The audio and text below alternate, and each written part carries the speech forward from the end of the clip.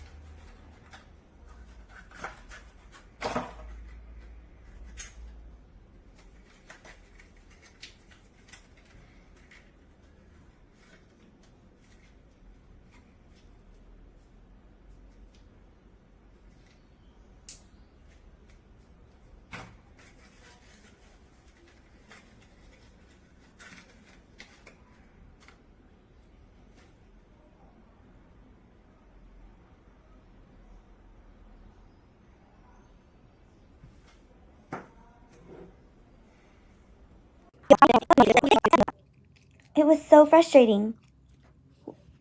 What? Why is it so expensive if it's just gonna break?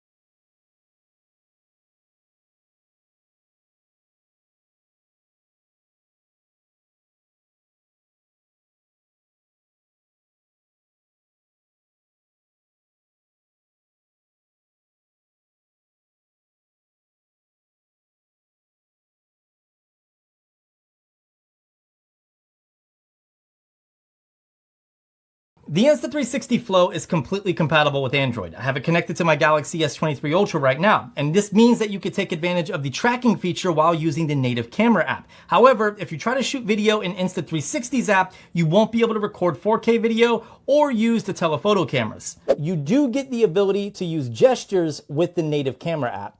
So I'm gonna go ahead and start a broadcast just like I can on the iPhone. Then I'm gonna bounce to the native camera app. I'm gonna make sure that 8K is toggled on, which it is. I'm gonna go ahead and tap record. I'm gonna go in front of the camera here, hold up a palm. It is now tracking me. And keep in mind, this is 8K video on the Galaxy S23 Ultra. So if you're looking for compatibility with Flow on Android, there you go. I appreciate the gesture support when using live mode on Android, whereas on the iPhone, you don't get that. And simply holding up a palm will stop it. So there you go.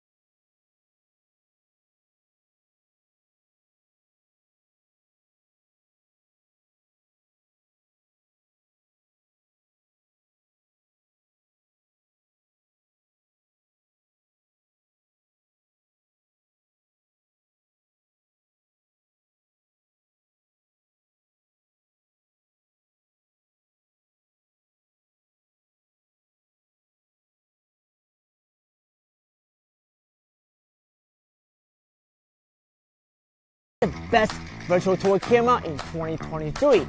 Flow and the iPhone 14 Pro Max, 1S 1-inch with professional DSLR. Let's compare. Here we have the side-by-side comparison.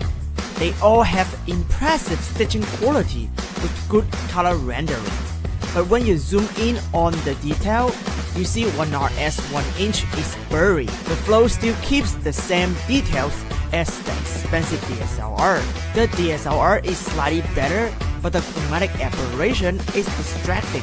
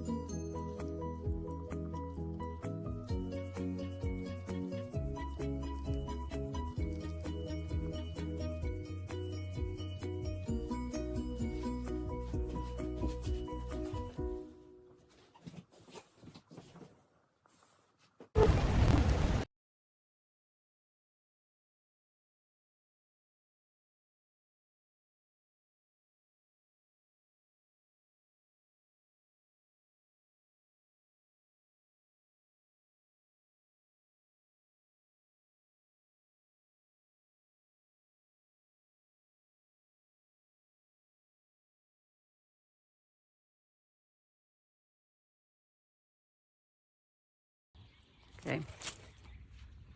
Hold on, is there a way to get the video off? Oh, right here? Okay.